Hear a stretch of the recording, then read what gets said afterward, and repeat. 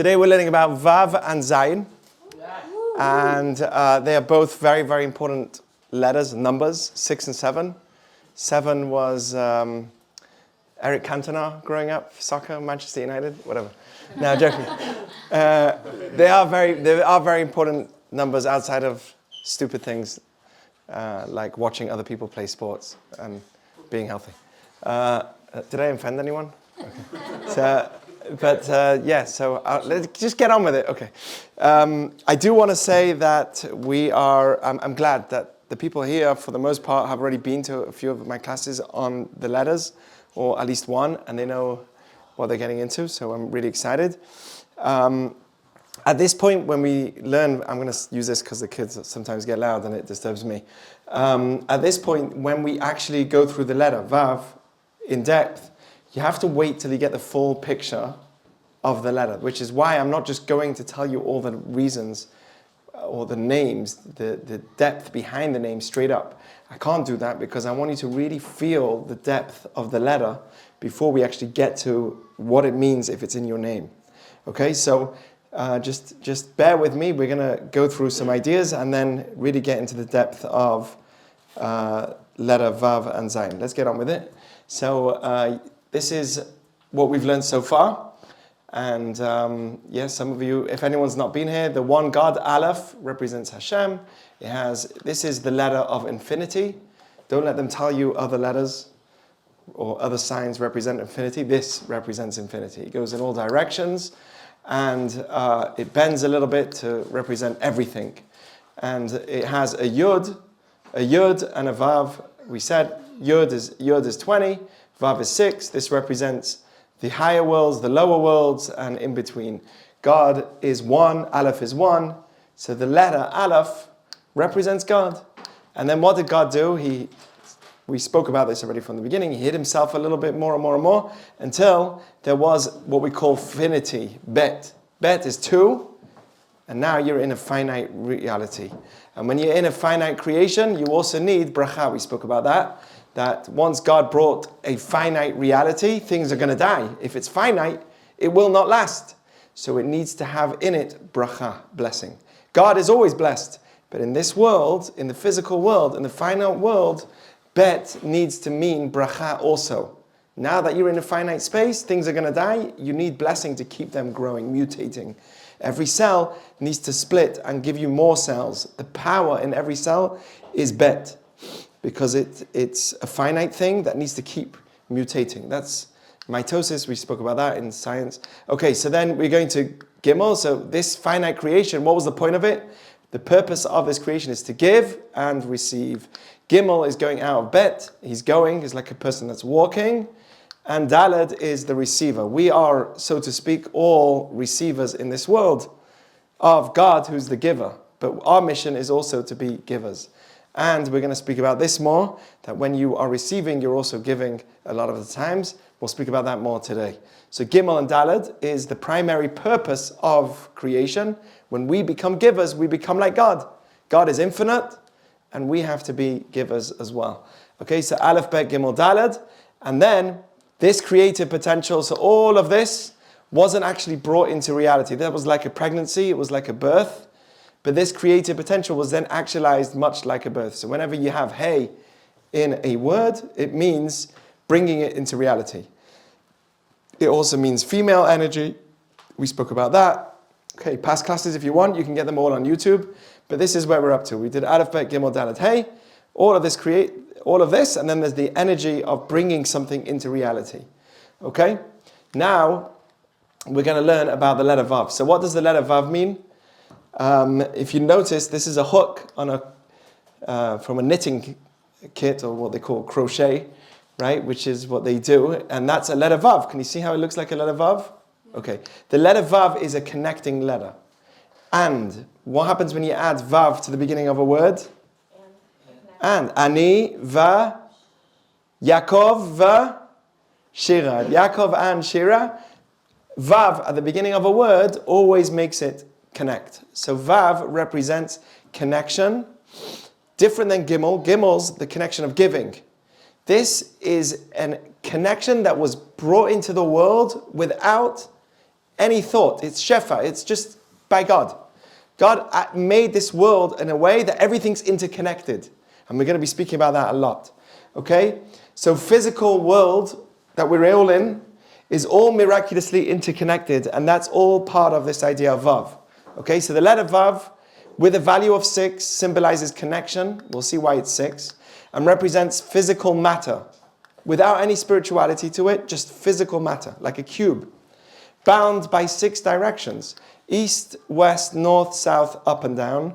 If you have a cube, right, it has 6 sides. You can't find a cube outside of Earth. They've looked. Because that means that it's perfectly shaped like the way we are able to. That means human influence has something that's so perfectly shaped as a cube with 6 sides. You can't find that outside of Earth. But at the same time, everything that you see that's physical has 6 directions in order for it to be. That's the 3D dimension that you see, or whatever. What do we see? 3D dimension, or we see? Well, well, we see 3D on a screen, but in reality, you see more, right? Maybe it's a four directional. I don't know. Well, according to us, there's 6 directions. Okay? There's east, west, north, south, up and down. So when you actually see something that you're holding, it's going in 6 different directions. And this is why creation unfolded over 6 days, reflecting the essence of VAV, because VAV is 6, and that's about physical matter. We're going to speak about VAV, Zayin, and next week we'll talk about Chet. VAV represents just physical. Zayin represents the spiritual in the physical, which is how we should be. And Chet represents 8, represents above the physical. Okay, we're going to speak about all these things. I know these are words, but you'll see them as we go along. It's really amazing. It's fascinating, and it really changes everything. Okay, how many days of creation? We said 6 days of work. On the 7th was the day of rest. That's Zayin. We'll speak about Zayin, the spiritual in the physical. But Vav represents just physical matter. Okay? There's a number of names that the Zohar gives this letter. We're just going to say here, when you add a letter to, when you add Vav to a word, ani va'ata, Yaakov v'shira, et hashamayim ve'et haaretz, the heavens and the earth. It's called in Hebrew, Vav is called Vav hachibur. Vav, the connector. Whenever you see a Vav at the beginning of a word, it's called Vav hachibur. The letter is a connector. So listen to this. There's some names that the Zohar calls it. Connection. Listen, are you ready for some amazing stuff? So the Zohar calls this Etz HaChayim, the tree of life. If things are not interconnected, nothing will live. We all have to be interconnected. He also calls it, Vav is called Ot HaRachamim, the letter of mercy. Why is it merciful to you when you see that things are all interconnected? Why is that to do with mercy? Because if you're by yourself, you self-destruct. Good. If you're by yourself, you don't feel mercy with others. You don't feel the energy of mercy. Okay, you have to be with others. You have to be connected. Why is connection to do with mercy? Can I have a tissue? If anyone's got one. Okay. Right, you empathize. I'll tell you why. Because when things are connected, why do we suffer and we don't feel the mercy? Because we don't know the future. What's God's name of mercy? Yud, Hey, Vav, and Hey, which represents was, is, and will be. When you know the future, then things make sense. You say, Right, if let's say you're carrying a bag. Thank you. If you're carrying a bag and someone's paying you to carry it, he says at the end, I'll give you 10% what's in the bag. It's heavy. You're carrying it for an hour. Schlepping it for 1 hour, you're tired. By the end, I'm like, why am I even doing this? I don't even know what I'm getting in it. So at the end of the journey, you go, and you see that inside was diamonds. If you would have known it was diamonds all that journey, you'll be happy, dancing the whole way. Right? Because when you know the end, you're okay with the present. It's only because the end is unknown, you're not connected, that you don't feel the mercy. So Vav, which means connection, is a letter of mercy. We'll speak about this soon as we go along, but this is an amazing thing. That's why it says that when God destroyed Sodom and Amorah, that was just Sodom and Amorah. He didn't want to finally destroy the world. He only wanted to destroy one place. which was Sodom and Amorah. They were very, very evil. And only one place. So then it says, VaHashem. This is the Zohar says, VaHashem himtir al Sodom. God made it rain on Sodom, destroyed Sodom, but it says VaHashem, Vav before God's name, to tell me that there was an added level of mercy even in that situation. Okay? Okay, we'll see this. You'll see this throughout the Judaism, that whenever you have a Vav connection, it means also the idea of mercy. He also calls this letter, Vav, the letter of truth. Ot ha'emet. Why is connection truth? Because if you're really being connecting someone, you're just transparent. Right, you're more transparent, okay? You feel more connected, you'll be more honest with them, okay? What else? Do you see the depth? This is endless.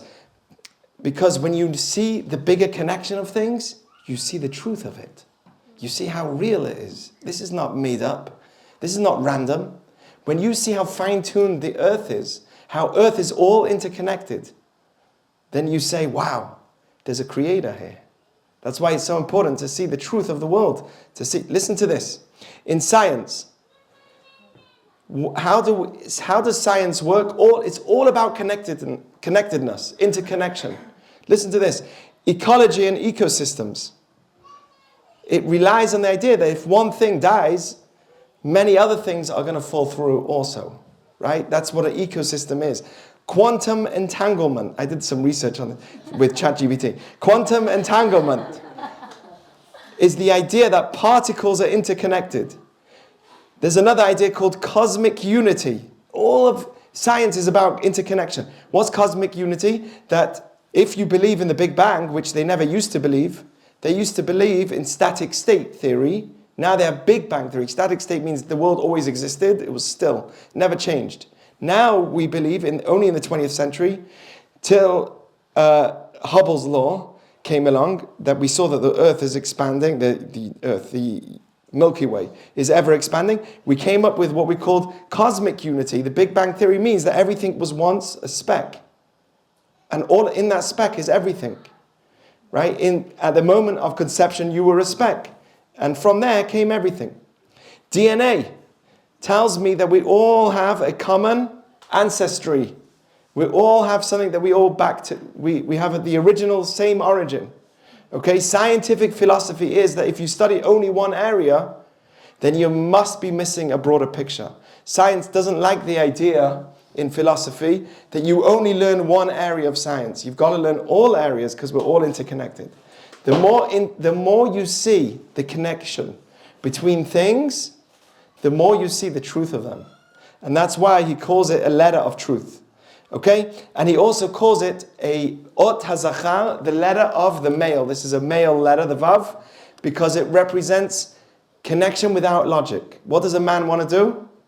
He wants to connect without emotions, without logic, without feelings. He calls the vav ot hazachar, the male letter, because it is the idea of connection without giving, without wanting, just wanting to connect. Okay, and that's how God made this world also. We're going to move on to the next thing. This is the first time, for some reason it's not, the first time you'll see Vav in the Torah. It says, Vasita lamasach. This is about building the temple. Vav, it says, Vavehem zahav. You'll see Vav throughout the Torah.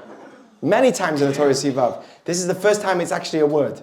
Can you imagine? It had to wait till the middle of Exodus till you actually find a word that means Vav.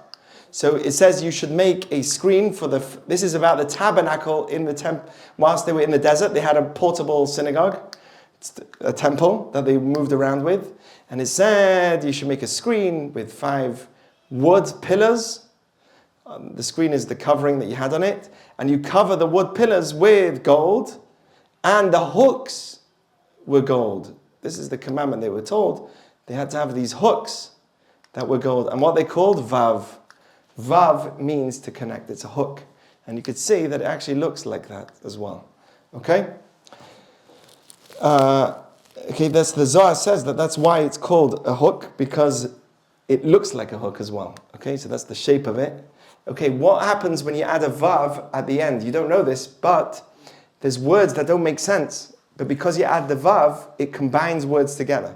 So let's say the word shelo Does anyone know what that means? His. It means actually shel hu, of his. But when you have shelo, you're combining two words together. So the vav has the power to combine words. Kemo, like it. Domeh lehu. Kaf is like. Hu.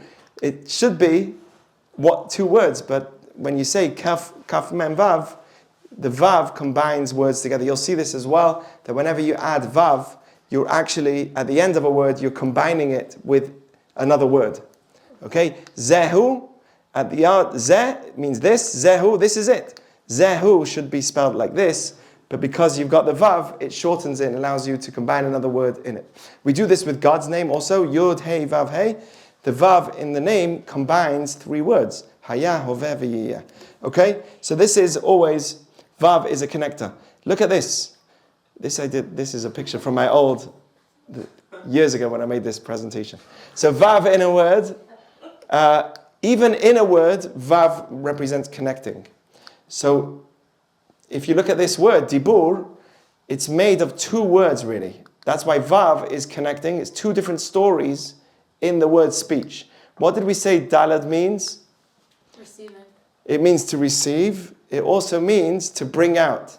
Because the person that's receiving is now bringing himself up. He's lifting himself up. So dalad is the idea of bringing out. Yud represents spirituality. When someone speaks, his soul is speaking. It's really the soul, not just the body. Speech is your spiritual side. And bet is parts. When you speak, you are saying different breakups of sounds.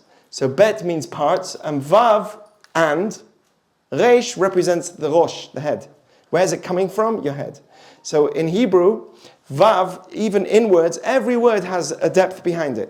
Every word, vav, is connecting the previous thing to the second, meaning it's two different topics. One is how you speak.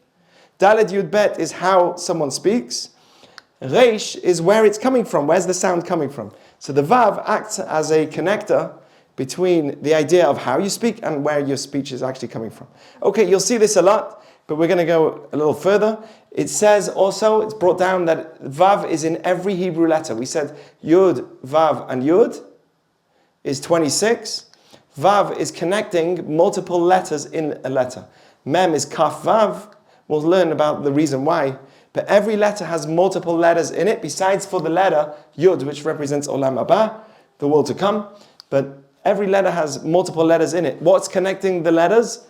A vav, always. You'll see a vav in every letter in Hebrew, because it's about connection. Okay. Interestingly enough, vav is represented in your legs. That's why, okay, you can say it the other way also, but in the material world, gravity connects all things to earth. Okay, gravity is what pulls us to matter, symbolizing the spiritual concept of connection represented by the Hebrew letter Vav. Our legs act as a Vav connecting earth to the rest of my body. What's the Vav? The leg is my Vav. It connects me from the lower parts to the rest of my body. And that's why it's considered a Vav. But it's more than that. Listen to this. The Zohar already thousands of years ago he called gravity koach meshicha, which is actually what they call it in modern Hebrew today also, which means the pulling force. That's gravity. He calls it a pulling force. Koach meshicha. And the Zohar says that the world is round. We know that from Job, in the book of Job. That was one of our prophets. He says that the world is round. And he says that if you don't ask, how can that be? But there's humans standing on both sides. How can it be? They're both standing and no one's falling down? He says, no, don't ask that question, because we have what we call koach meshicha. No matter where you are, there's a pulling force on either side of earth that even though it's round, you are being pulled down onto it. So the Zohar already, thousands of years already spoke about the idea of gravity. Now this is what science doesn't know.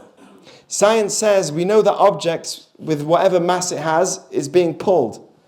An object has mass, it pulls, but we don't know why mass creates pull. Why do objects create a pull? We still don't know why. Scientists have a theory. Some think that there's a particle in all of matter called a graviton.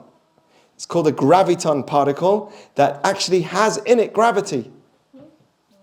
And that's, well, not gravity, the pulling force that they call gravity. Gravity works with big things like planets, but we don't understand how it also works with very small particles, even very small particles. And another question that we have about gravity is that it's weaker than other forces. How is it weaker than magnetism? And magnets and all of that can pull something against the force of gravity. So that's a lot of questions that we're still asking. In Kabbalah, in Jewish teaching, VAV, HaChibur, there's a not understood. There's just this idea of this force, a godly force called VAV, which is how it's translated into what we call VAV, which is a force that connects things. And that force is in everything. It's called a VAV in Judaism. They call it gravity. We call it this force called VAV. Okay? And it's in everything. Interconnecting, bringing things together. Okay? All matter is made up of atoms that are held together by electrical forces. This is, in the Zohar, it says on the first day that God created, Vayom Elohim yehi or. What did God say? Let there be? Light. What was that light? He only created light on the Third day. fourth day. It was the sun, the moon, and all the stars. So what's the light on the first day? Says the Zohar, that's the light in everything. What does that mean? So, all matter is made up of atoms that are held together by electrical force. There's movement, right? There's continuous electrical movement, which is what makes us think that this is matter. But science cannot explain the original of this force. Kabbalah teaches that a divine soul sustains and unites all of matter together. Even in domem, even in, this is the Marchu, he says that even in still objects, not just in a human being, not just in an animal, and not just in flowers. We have also domem, still objects, like a stone, that also has a spiritual force in it, a divine energy that allows it to unite and stand. Okay, the Vav represents the connection in all of matter, while the number 6 symbolizes the material world's cohesion. Without this bond, the universe would collapse. So the letter 6 represents the idea that holding things together, and without it, the world would not be able to exist. Okay, I told you, we wait a little bit, we'll get more and more and more. So 6 days of the week.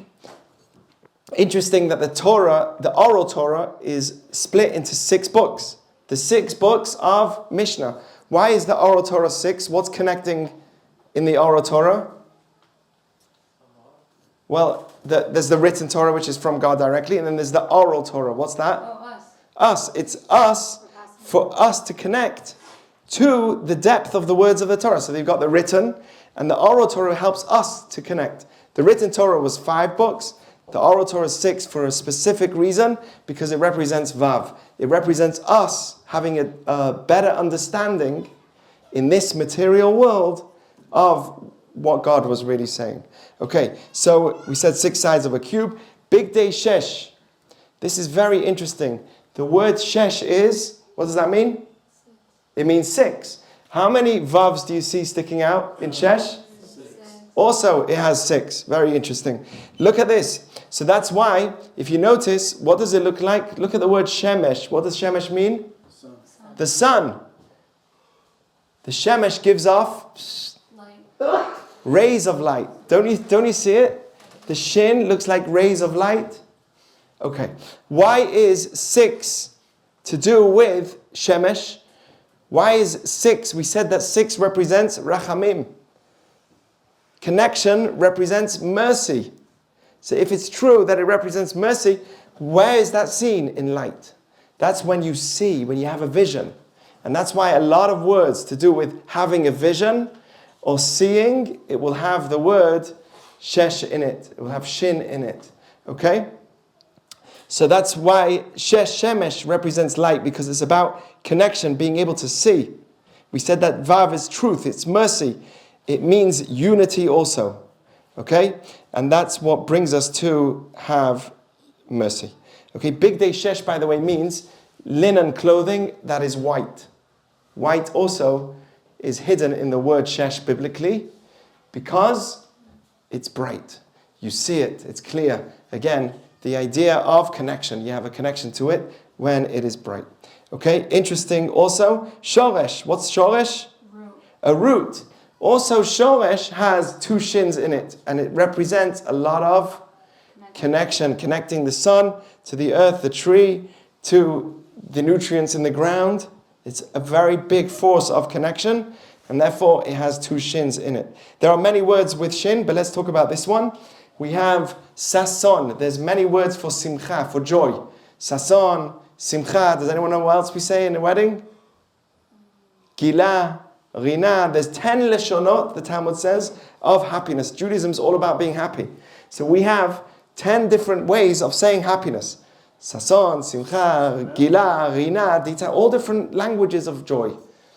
If you ask an Eskimo, if you have what, how many words do you have for snow? He'll tell you many different words. Why? Because they live with snow. Jews are meant to live with joy. So we have many words for joy. Okay? So sason has a special name, but it has two shins. What does it refer to? It refers to the gladness in your heart when a person achieves a goal. It represents accomplishment and is a joy that others can visibly see in your face. You are giving off light when you have sason. That's not something you achieve all the time, but it's when you have a change. For example, when a man finds his bride, he feels a sense of, I got it. Okay? It's the joy of a milestone, like a graduation, passing the bar, or an exam. A person needs to feel sason in his life. And people need to make you feel sason. You have done it. You made it. You're brilliant. You're independent. You can do this. And when someone feels that way, he beams from his face like shemesh, two shins. It's amazing. Okay, and you connect. What happens when someone's happy? Shira always takes a picture. And what does she say? You're more attractive when you smile. You're more attractive when you smile. Shin is connection. It's all VAVs. It's got 6 VAVs in it. It represents connection. When you smile, you're more attractive. Okay? Interesting. We'll say 1 or 2 more words. Shalsheret, does anyone know what that means? We've got a lot of Israelis here. Does anyone know what that means? Necklace, or it really means a chain. Okay? A chain is shin and shin, because it represents a lot of connection. That's how it works. Shoshana is... there you go. What is it? A rose. A rose represents interconnected petals that are tightly layered on top of each other, and they are representing also joy. They give whenever someone is going out with someone. What do you give? Oh, they're getting engaged, not going out. You don't want to do that, right? If you're getting engaged, what do you give? You give a rose. Why a rose? Not any other flower. Interconnection. Now we're seeing something deeper than what the rest of the world does. Okay, we're seeing something real. We see a rose in this relationship. Ooh. Okay. Let's go to the next thing. Vav also changes a word from past to the future, and from the future to the past. Yedaber means will speak. Vayedaber, and he spoke. Interesting. Vav connects the future to the past and the past to the future. It does both ways. Yahi means will be. Vayehi means and it was. Natati means the past, I gave. Venatati, and I will give. Asitem, you did. Va'asitem, and you will do. Va'asitem otam, we say that. Haya was, vehaya, and it will be. Interesting. Why does Vav change the past to the future? Because to tell me that really the difference between past and future is all a perception. It's all interconnected though. Don't think that what's going to happen is not connected to now. We're all part of a big chain. We're all part of this big chain, and there's a big story. We don't see all of the generations that happened before us, but they were all part of us being here in this moment. Every mitzvah you do, you are going back to the past, and you're going to the future. Every choice you make is connecting to your parents, grandparents. You're making them happy, and you're also making a choice that's going to change who your future children will be. Everything. It connects. It's all interconnected. In Judaism, Yud Kei Vav Kei, Vav represents the connection, that God is part, this is what it's teaching me, that all past, present, and future is part of the same thing. We are in time, so we only see the present. But the past and the future is all one, it's all interconnected. Okay? So this is Vav, the one God, Aleph, brought forth, this is the story so far, brought forth a finite creation with bracha as well, with the primary purpose of giving and receiving, Gimel and Dalet. This creative potential was then actualized much like a birth, which is Hey. The material world, confined into 6 directions, has the capacity to connect and unify all of its elements and was created in 6 days. Anyone listening or falling asleep? Okay, so anyone here with the name Vav at the beginning? No? A person whose name begins with Vav. I don't know why I did this. Repeat, whatever. Is very grounded, relatable, stable, and earthly, finding happiness through connection. They're all about connection. They are highly responsible and dedicated. They're connected to whatever they do, never leaving a job undone and ensuring others are satisfied with their work. The thinking is relatable and practical, grounded in reality rather than promises. They are trustworthy and deeply connected to the family. Everything is about connection by them. What's going to be their challenge? If too much connection, then you can't have boundaries. Well, connect with people, yes. Also, you can't disconnect. What happens if the job's not for you? Right? Or, what happens if you need to break up? Vav can't break up. So that's a challenge. Well, they can. If you channel your connection, you'll know that this is not bringing me real connection, and you'll be able to move on. But that's why Judaism and all of these have either way that a person can go in. But that's what Vav represents. However, they can become overly attached to physical possessions, material desires, or negative influences, and may exhibit an addictive tendency towards earthly matters. They are more likely to become addicted. To thrive, they must consistently strengthen and focus on their emunah, because that's about strengthening your connection to the future. Listen regularly to lectures and work daily on all Torah values. I wrote this in every one. That reinforce the understanding that materialism is not the most important thing. Instead, they should strive to use the material world as a means to achieve spiritual growth. Sounds good? Amen. Isn't that amazing? Any questions? I have a good Vav. Vat Hanan parasha. Yeah, no.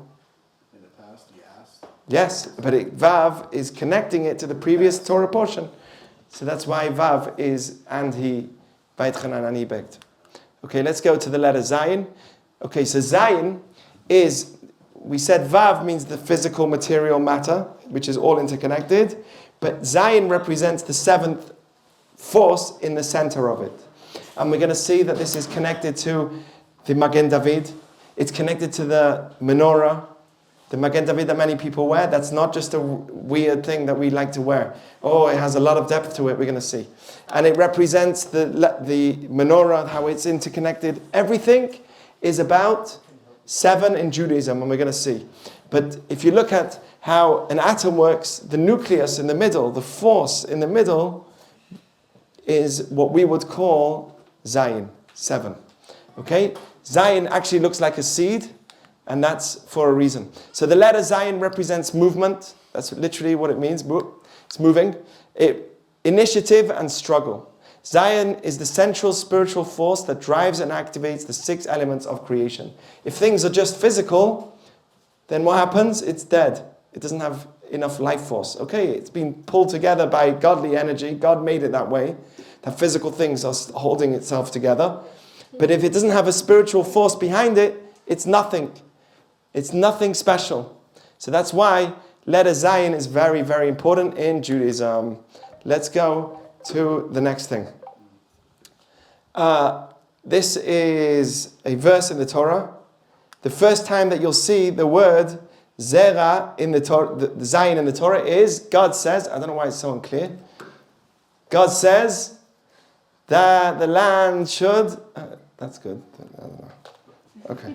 The land should give out Deshe Esev Masriya Zera. The greenery should start bringing out its seeds, and the fruits should, meaning that within every green, there should be more ability to grow more. And everything that grows should have in it the ability of a seed to reproduce. So the word Zayin is hidden in the word Zera. That's the first time. Okay, and a microscopic view of a seed looks exactly like a Zayin. What's going on here? Take that guy off. Okay, looks better now. Okay, let's go to the next one. All right, so here are all the words that start with Zayin. Zachar, a male, because it means struggle and movement. Well, we'll leave that to your imagination. Zikaron, memory. Why is Zayin movement to do with memory? Anyone know? Zikaron. Why is that? What happened? Where's most of your movement? In your brain. In your brain when you are thinking. That causes. Listen to this. The brain uses about 20% of the body's total energy supply, despite making up only about 2% of your body weight. On average, the brain consumes around 300 to 400 calories a day, depending on factors like age, activity level, and overall health. You get the point? Your brain is doing a lot of movement without you knowing about it. Anyone who's in neuroscience a little bit, knows a little bit about it? Okay. No. Or maybe they kept quiet.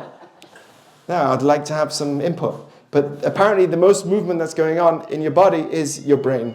That's where most movement is going in your body. So that's zikaron. Zanav. What does zanav mean? Tail. Why does that mean movement? Zayin means movement. Why does zanav mean movement?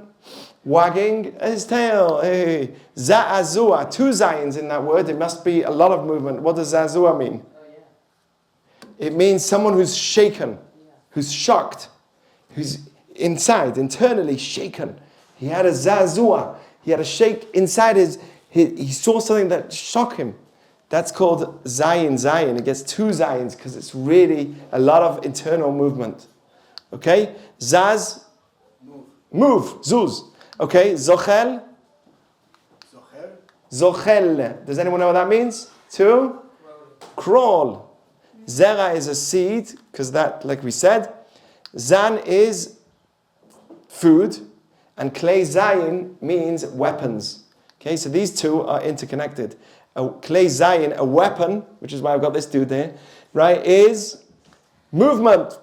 Okay? And it literally is meant to, the Zayin is meant to also look like an arrow. So Zan means food. Why is food to do with movement, and why is it sounding the same as Zan and Klei Zayin? Why do they sound the same? Huh? Zan means food, and Klei Zayin means a weapon. What's the connection? Listen to what Rabbi Akiva says. One of God's names is Zan. He feeds us all. Because we say, Zan umufarnes lakol. He feeds and gives food to everyone. And then what does he say? It says, this is what Otiyot Rabbi Akiva says. He feeds the biggest animals, kanei re'emim ad bitzei kinim. From the biggest animals till the eggs of the lice. The eggs of the lice, they have to be fed. How do you feed that? Have you ever tried and feed? Have you ever seen like in a lab where they try and feed like this little worm and they poke it and right? How do you feed an egg of lice? That's insane, but God does that. He feeds everything. And then it says, as it says in the verse, Ma'asecha tizbah ha'aretz. From your actions, all the world gets filled with food. Everyone gets to eat. The fly, the lice, the big animals, everything's eating. And then what does it say? There's another verse. Poteach et yadecha. Open your hands. Umaspia. When we do the blessings after the meal, we're actually meant to open our hands like that and say Poteach. I can't do it. I'm holding a mic. Open your hands and you feed all those that are living and want. There's 2 reasons why people, 2 things that we need in order to live. One is food. In order to live, we need food, and we also need to want to live. There are people that don't want to live. It's not going to help if you eat. He doesn't want to live. I'm done, man. Right? So you have to have poteach umaspia lechol chai ratzon. God gives us, He opens. You just have to open your hand, and He feeds anyone who really wants.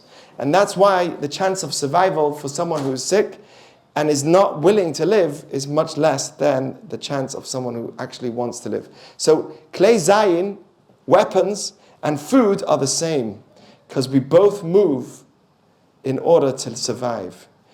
In order to eat, you move a lot. In order to eat, you have to make money, you have to work, in order that you have food on your mouth, okay, on your plate. And then you have to also, in order to survive, you have to use a weapon sometimes. Only when it's in order to survive, then you should use a weapon. Interesting stuff, but look at this. What's that? Bread. Yes, you can see in the picture. This is late at night, so that's why I do this. Lechem is bread. Milchama, War. war. What does it have in the middle? Lechem. War and bread are the same thing. You have to fight for your food in order to survive, and you have to fight in a war in order to survive. By the way, the only time you should really fight in a war is if someone's coming to kill you in order to survive. Okay? Why is 7 such a significant number in Judaism? We're getting along? You guys enjoying this so far? Yes. Okay. Why is 7 so significant in Judaism? Tell me, anyone, what's 7? We said so far, what is it? Slots. Shabbat. Okay, great, beautiful. What else? What else is 7 in Judaism? You'll get the picture of what Zayin represents. What is 7 in Judaism? Huh? Nature, okay. What else in Torah, in Jewish things? What do we do that has 7 in it? Rest on the 7th day, yep. 7 hours. Yeah, you can do 6. 6 to 8. Passover, 7 days. Sukkot, let's go through some of them. Okay? This is Shabbat. It says what? Likrat Shabbat lechu v'nelcha. We say this in Lechadodi. Run to keep Shabbat. Why? Kihi mekor haberacha. It's the root of all blessing. 7 is Shabbat. It's the root of all the blessing that you have in all the 6. Whenever you bring spiritual, you are bringing blessing into the physical.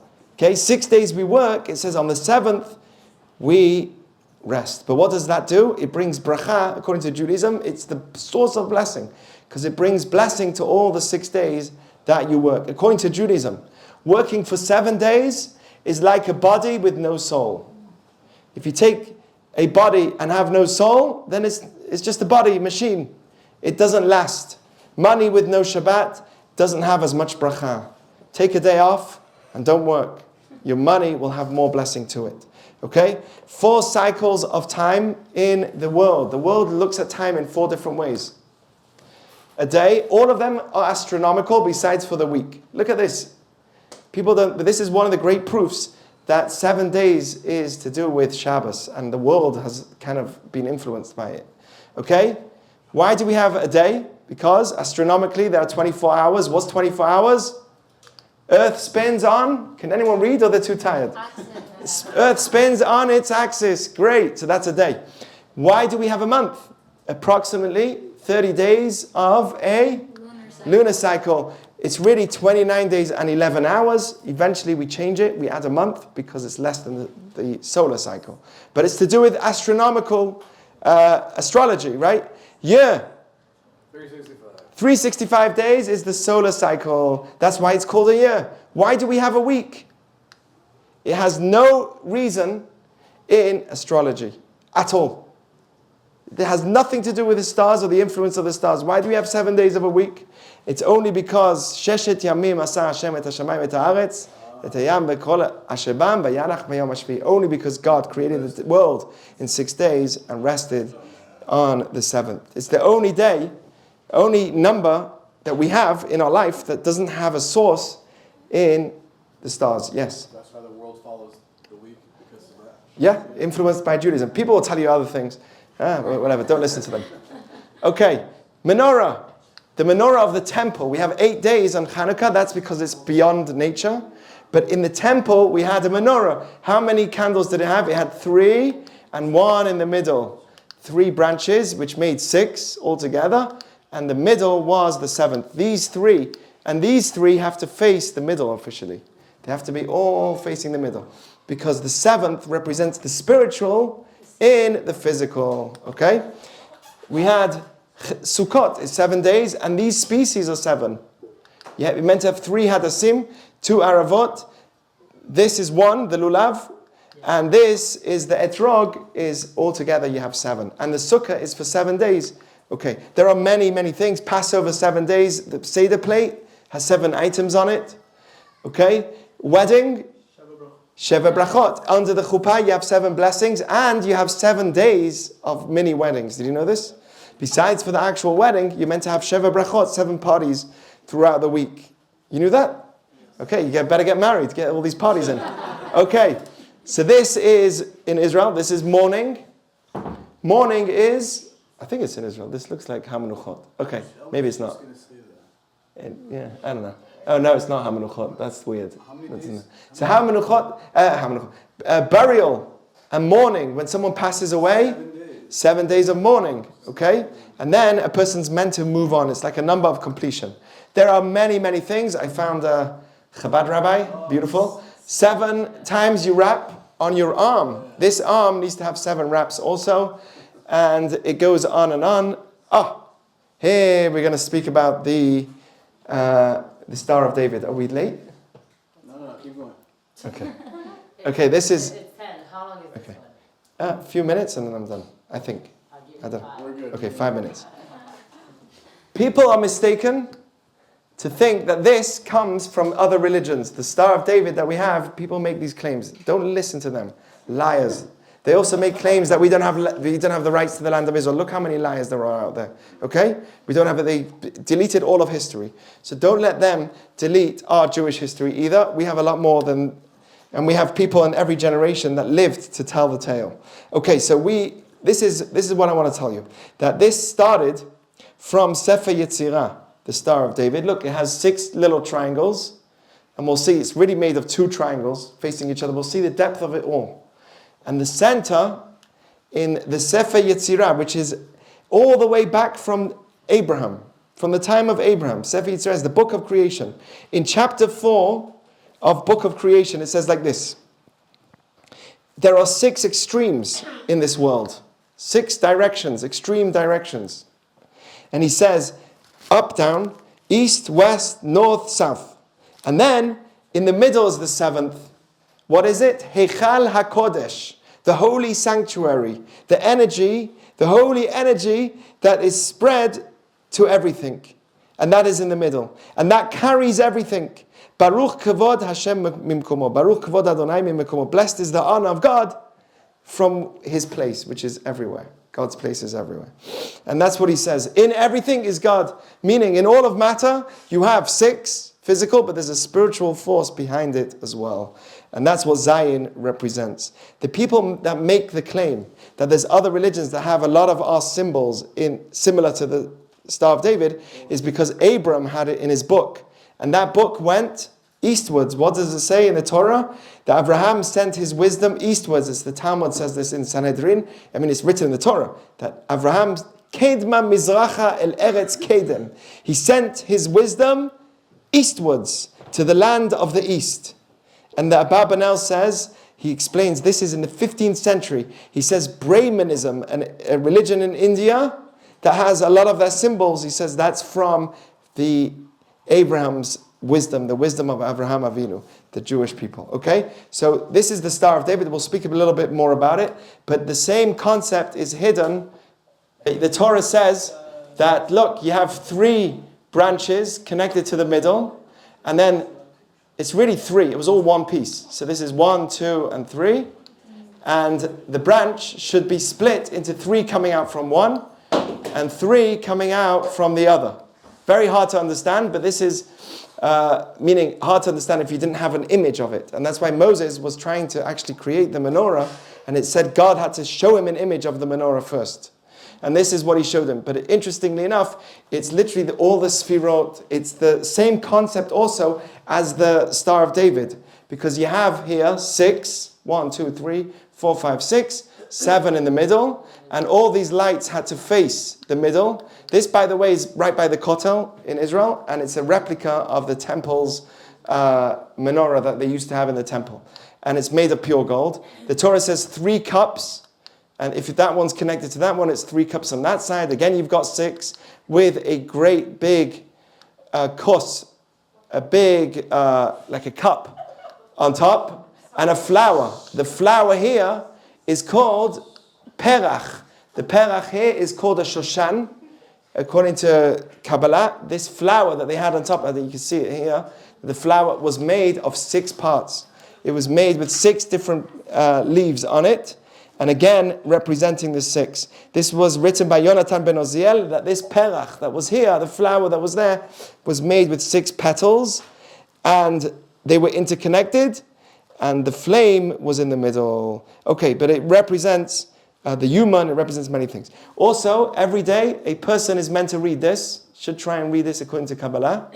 This is what the Star of David actually looked like. Okay, without the 1, 2, 3, 4, 5, 6. But this is actually what the Star of David, it had this Tehillim, this psalm inside it. And this is Psalm 80, let me just see. It's 67, that's here, right there. Psalm chapter 67. This is what someone, whenever you say this in tefillah, in prayers, it's a big skula. It's a big merit for parnasa and for money to read it from the menorah, in the shape of the menorah. So people read Lam Natsech bin Ginot Mizmor Shir, Elohim Yecholim Melchenu Yapir Mitzela. You see, you read it like this until you go through the whole thing, and you're reading the interconnectionness of the spiritual in the physical, God in the physical world. That's what you're meant to do, and that's actually what David HaMelech, according to the Chidah, he writes, a great author of the 15th century, he writes that this is what David HaMelech saw. And the Ramah says, the Rokech, many say that this is exactly the image of what David saw, and that's how he would win his battles. People think that David won his battle, small little David against Goliath, was winning his battle because he was a strong dude. No, it was a very spiritual energy. This was his magen, his shield, and it would represent all of these. What's on this psalm? What does it talk about? Hashem is the root of all blessing. In the future, truth will win over falsehood. The world will eventually recognize a creator and will be grateful. This is literally the words of this Tehillim. The world will be more fruitful and blessed as a result. More bracha, as we are more grateful, more blessing will come into this world. Don't you want that? Isn't that a beautiful mission statement of the Jewish people? And that's why his faith, he would stand there with that emunah, and that's how he would win his battle. Okay, the Rokech says, someone who reads this every day, you suddenly see in his face a certain sense of attraction. There's a light that comes out this person's face that you'll be like, wow. Someone who reads this daily will start finding favor in the eyes of other people by reading this. Isn't that amazing? So there are, and in many shuls, he says that the people that hang it in their shul, people see it, and that brings blessings into their, just by seeing it, it brings blessings into the community also. Many shuls, synagogues has this on it. You recommend reading it after Shema every morning? It could be, yeah, anytime there's something, but slowly, this is something, if someone doesn't do tefillin yet, so do tefillin first. Okay, that's also important. Okay, there's many things I want to say about this, but it's as if Abu Dharam says, a great author says in the 15th century Kabbalist, it's like as if you're lighting the menorah in the temple when you read this. Wow. So it all represents Zayin. It has, by the way, 7 verses in this Tehillim, 7 verses. It represents Zayin, the 7, the spiritual in the physical, which is what we want, and it's the same concept as the Magen David. Okay, I want to just show you that in the Magen David also is hidden every Hebrew letter, Aleph, Bet, Gimel, Dalet, Hey, Vav. Yeah, can you see it? Zayin, Chet, Tet, Yud, Chaf, Lamed. Every Hebrew letter is actually hidden in the Magen David as well. Okay, there's more to the Magen David than that. It represents the male, who's the giver in the relationship, at least on the physical level, and the female, okay?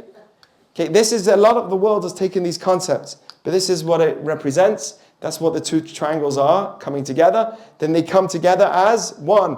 If you notice, it's 3. These are 3 lines of giving, by the way. We said that Gimel is the size, is the shape of a triangle, represents giving. Even the receiver in the relationship is giving by taking. Okay, both of them are really giving when they are in a relationship, and when they come one, they come a full unit. 3 and 3, they come 6 different triangles here, and they become 1. Okay, they come that holy place in a relationship, a male and female. They come together and they do it right. They're bringing God into the center. They bring spirituality in the middle, which we spoke about till now. Yeah. Isn't the woman the receiver and the man is the giver? Yeah. Yeah. That's what I'm saying. He's bringing. Yeah, because the world's got it the wrong way around. We've got it the right way around. Who's giving? Where are you giving from? Where's that giving coming from? From God. No one gives from yourself. Right. You're really giving from whatever God gave you. Right? So giving is that direction. Receiving is that direction. Okay? Not the other way around. The world does it wrong. They don't know. Okay. So that's oneness. That's okay. Anyone else? Okay, we've got to finish. 2 triangles here. This is what they also represent. That materialism, which is from the bottom up, it feels so good at the beginning. But then over time, what happens? As you go on in age, as you approach the next world, as a person's about to die, all of that materialism that was like, is not as valuable. Although if you use it in the right way, it is. And spirituality seems, Well, I'm going to say a few words of Tehillim. I'm going to do a mitzvah of tzedakah, but that's what's going to make you. That's what goes bigger and bigger in you and defines you as a great person eventually. Okay, so it starts as small on this world, but it comes out much, much bigger. Okay, it represents the 2 lines, represents the heavens and the earth.